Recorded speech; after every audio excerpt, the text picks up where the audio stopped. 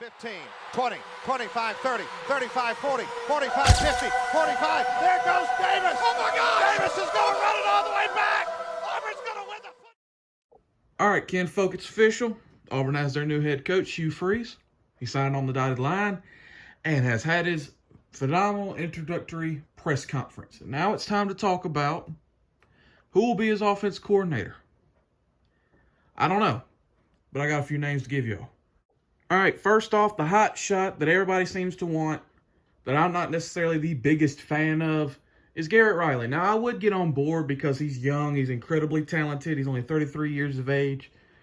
He's never run his own offense, I don't believe. I think Sonny Dykes is the one that has the play calling duties out there at TCU. And before he got picked up by Sonny Dykes, he was a running backs coach at App State, and before that, he was an offensive assistant. He did a couple different things at Kansas. And I'll put all this up on the screen. He was at Eastern Carolina before that as a GA, then an outside receivers coach. Well, I think his brother, Lincoln Riley, was there. And before that, he was like at Augustana in Illinois. And before that, I could have probably went from there all the way up to now, but I decided not to. But he got his start in high school. Overall, I mean, his offenses have been great, but they've all been under the tutelage of Sonny Dykes, who's a very respected offensive mind. So, if we're going to get a guy and Hugh Freeze is not going to turn the offense over to him, which I don't expect him to do, I would like that guy to be an elite recruiter. Garrett Riley has not proven to be that. Garrett Riley, if his brother's name was not Lincoln Riley, would not be even being talked about. The reason I think this is unlikely is because I think somebody's going to take a chance on him to be the full-time play caller, maybe at the G5 level. The only way I see him coming up is to get the SEC experience and get that on his resume, being the offense coordinator at an SEC school. But I just think somebody's going to pick him up either at the G5 or the Power 5 level and have him run his own offense before he would come here. But I'd grade this as like a B+ hire. Now, the next one is someone that I'll be super hyped up about, and I'll be ecstatic if we can pull him, and that is Matt Luke. Now, I think he's happy in retirement, so, maybe he'll come out to coach for his buddy Hugh Freeze, and there's already been talk about it. If we can pull this guy to come be the offensive coordinator, or even just the offensive lines coach, it will be an absolute A+ hire. Matt Luke is one of the most respected coaches in college football. He was Bo Hughley's primary recruiter, so he'll give us a chance in that one. This is the kind of guy I want since Hugh Freeze is likely going to be calling plays. And I don't care what he said in his presser about him thinking about turning over play calling duties.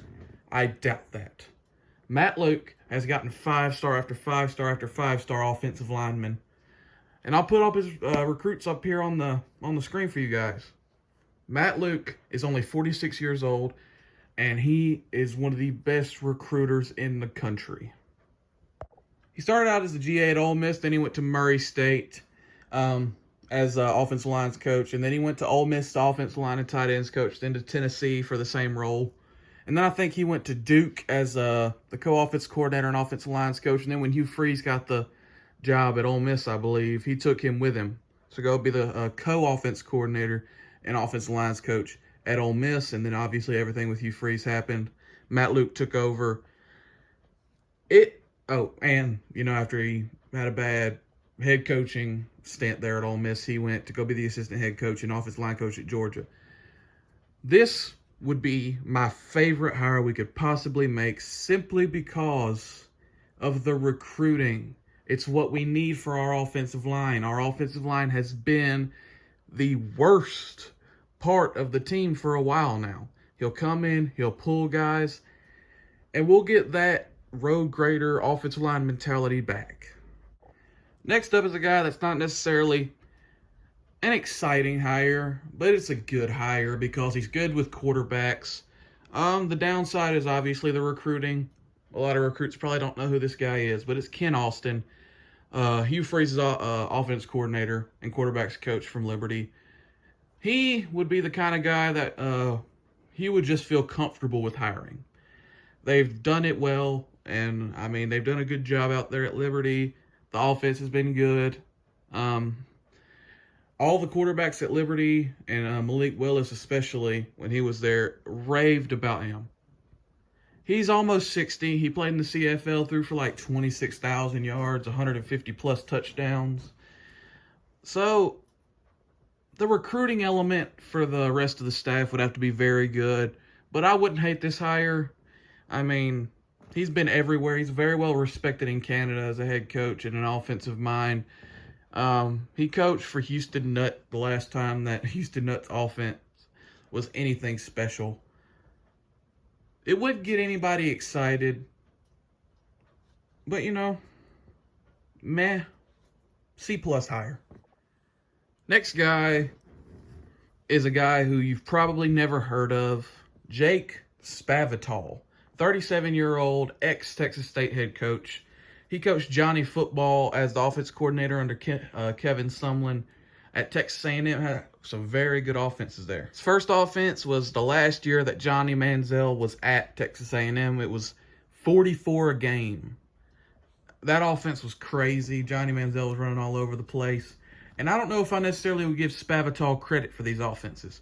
The next one was like 35 a game and then 27 a game. He went from Kenny Hill after Johnny Manziel. He went to Kenny Hill. And then after Kenny Hill, he went to Kyle Allen.